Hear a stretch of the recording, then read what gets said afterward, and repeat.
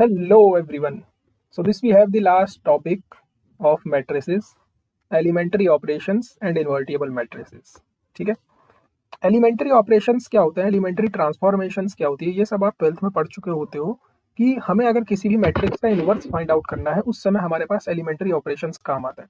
हमारे पास जो भी मैट्रिक्स होती है हमारे पास केवल 3 ही टाइप के एलिमेंट्री ऑपरेशंस हैं या फिर एलिमेंट्री ट्रांसफॉर्मेशन है। कहने का मतलब यह है कि आप किसी भी मैट्रिक्स के अंदर जो एलिमेंट लिखे हुए हैं इनको 3 टाइप से ऑपरेट या 3 टाइप से चेंज कर सकते हो, बस कोई चौथा टाइप नहीं है।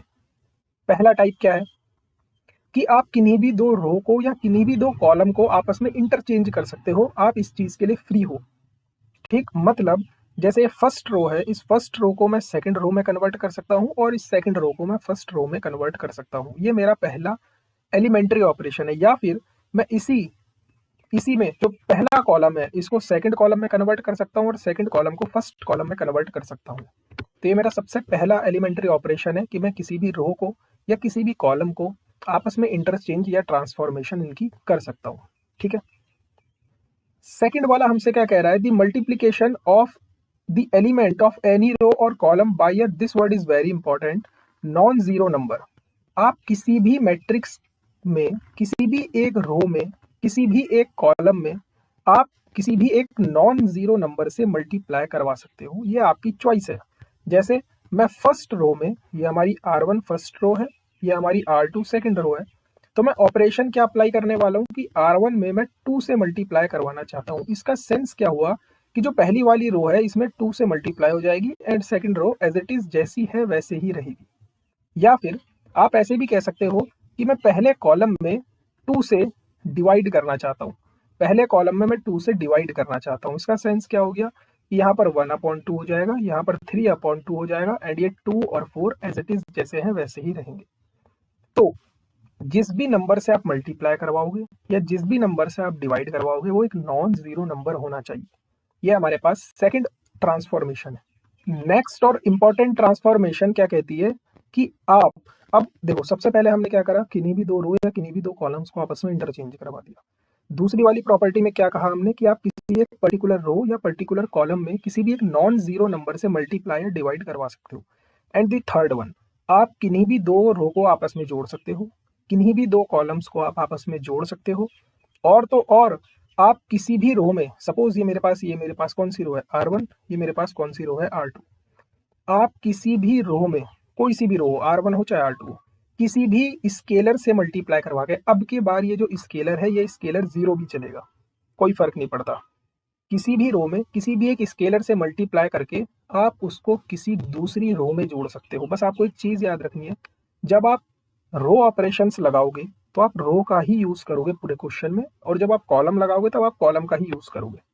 ठीक है, तो आप ऐसा कर सकते हो। अब इसका मतलब क्या हो गया, इसका मतलब ये है कि सबसे पहले आपने R1 में 2 से मल्टीप्लाई करी, इसमें आपने 2 से मल्टीप्लाई करी, तो ये कितना बन गया 2 और 4, एंड देन उसके बाद आपने R2 ऐड कर दिया।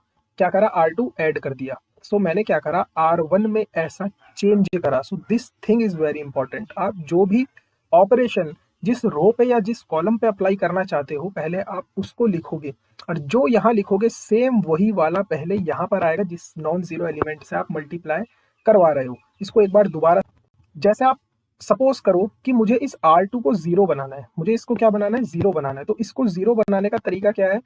अब देखो मैं डायरेक्ट R2 में या इस C1 में जीरो से मल्टीप्लाई नहीं करवा सकता, क्योंकि हमने बोला है कि हम किसी भी रो या कॉलम में नॉन जीरो नंबर से मल्टीप्लाई करवाएंगे, जीरो से नहीं करवाएंगे, तो हम डायरेक्टली इसको जीरो तो नहीं बना सकते। तो जीरो बनाने का तरीका क्या होगा, मुझे चेंज किस में करना है, चेंज मुझे सेकंड रो में करना है या फिर फर्स्ट कॉलम में करना है, यही कह सकते हैं हम। तो मुझे R2 में चेंज करना है, तो जैसे ही मैंने लिखा R2 में चेंज करना है, सो R2 लिखकर मैं एक एरो लगाऊंगा कि मुझे R2 में चेंज करना है। अब जो भी चेंज होगा वो यहाँ पर आएगा। चेंज क्या है कि ये जो R2 है, ये जो R2 है, इस R2 को जीरो बनाना है। कैसे बनेगा कि मैं इस R1 में 3 से मल्टीप्लाई करवा दूंगा, क्योंकि 3 1 जा 3 हो जाएगा। अब ये भी 3 हो चुका है, ये भी 3 हो चुका है, तो अब ये जीरो कैसे बनेगा, माइनस करके। ठीक है, सो मैंने R2 में चेंज किया, क्या चेंज किया कि R1 में 3 से मल्टीप्लाई करके सब्ट्रैक्ट कर दिया, तो ये मेरे पास क्या बन जाएगा। अब समझो चेंज केवल R2 में है, सो R1 वाले एलिमेंट जैसे हैं वैसे ही रहेंगे। और यहाँ पर क्या होगा, R2 एज इट इज 3 4, लेकिन R1 में 3 से मल्टीप्लाई। सो जैसे ही आप यहाँ 3 से मल्टीप्लाई करोगे, ये क्या बन जाएंगे आपके पास 3 एंड 6, और R2 में से सब्ट्रैक्ट करना है। सो 3 माइनस 3 0 एंड 4 माइनस 6 माइनस का 2। ठीक, तो ये हमारे पास 3 टाइप के एलिमेंट्री ऑपरेशंस थे। नेक्स्ट, वैसे इनका यूज इतना हम करेंगे नहीं डिफेंस में, बट पता होनी चाहिए चीजें। नेक्स्ट है हमारे पास इन्वर्टिबल मैट्रिक्स। कोई भी दो मैट्रिसेस आपस में इन्वर्टिबल कब होती है, जब ए बी की मल्टीप्लाई करके आपको आइडेंटिटी मैट्रिक्स मिल जाए। अगर ऐसी दो मैट्रिसेस आपके पास एग्जिस्ट करती हैं जिनकी मल्टीप्लाई करके आप आइडेंटिटी दे रहे हो, या फिर बी ए की मल्टीप्लाई करके आप आइडेंटिटी दे रहे हो, तो ऐसी मैट्रिसेस कहलाती हैं एक दूसरे के इनवर्स। क्या कहलाते हैं, एक दूसरे के इनवर्स कहलाते हैं, इनवर्स। समझ में आई बात। लेकिन क्वेश्चन ऐसे थोड़ी पूछेगा आपसे इन्वर्टिबिलिटी के, आपसे क्वेश्चन कहेगा कि अगर आपके पास एक मैट्रिक्स गिवन है, देखो 2/2 का हमारे पास शॉर्टकट है, 2/2 का क्या है हमारे पास शॉर्टकट है। मैं अगर आपसे कहूं इस मैट्रिक्स का मुझे इनवर्स फाइंड आउट करके दिखाओ, फाइंड द इनवर्स, तो हम क्या करेंगे, सीधा सीधा हम डिटर्मिनेंट में एक फॉर्मूला पढ़ते हैं, A inverse equals to 1 upon determinant of A into adjoint of A. ठीक, नाउ डिटर्मिनेंट क्या होता है, जो जिन्होंने 12th कर लिया उनको तो पता है, लेकिन जिन्होंने नहीं करी है अभी 12th, जो अभी अपेयर है 11th में, उनके लिए डिटर्मिनेंट बता देता हूँ। इन दोनों की आपस में मल्टीप्लाई होती है, फिर बीच में माइनस साइन आता है, एंड देन इन दोनों की मल्टीप्लाई होती है। सो 4 1 जा 4 एंड देन माइनस 3 2 जा 6। एडजॉइंट के लिए आप क्या करोगे, 2/2 का डायरेक्ट तरीका है इनवर्स फाइंड आउट करने का, कि ये जो 4 है, मतलब जो इसके डायगोनल है, डायगोनल को आप आपस में इंटरचेंज कर दो।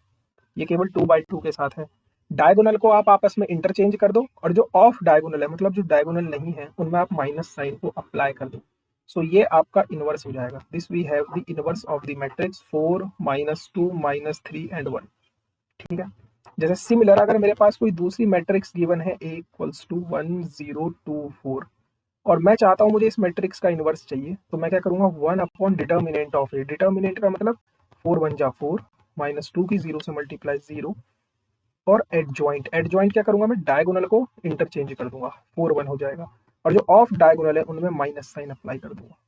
तो ये मेरा इनवर्स मिल गया, इस ए का इनवर्स। ये क्या है, this is inverse of A. लेकिन अगर मैं आपसे कहूं कि what is the inverse of this matrix 1 1 1 1, इसका इनवर्स बताओ, व्हाट इज ए इनवर्स, तो आप सेम वही चीज लिखोगे, 1 upon determinant of A into adjoint of A. लेकिन जैसे ही आप यहाँ पर डिटर्मिनेंट फाइंड आउट करोगे, आपको क्या मिलेगा, 1 -1 और adjoint A, 1 -1 two adjoint A.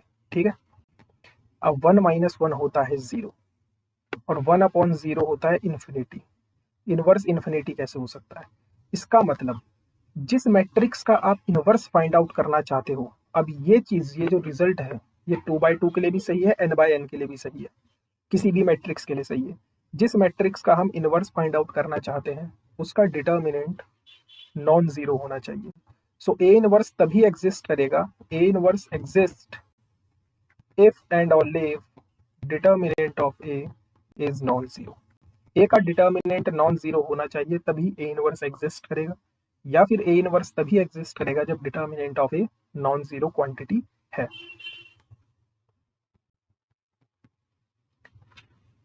Next and last, उसके बाद हमें प्रीवियस ईयर के क्वेश्चंस करने।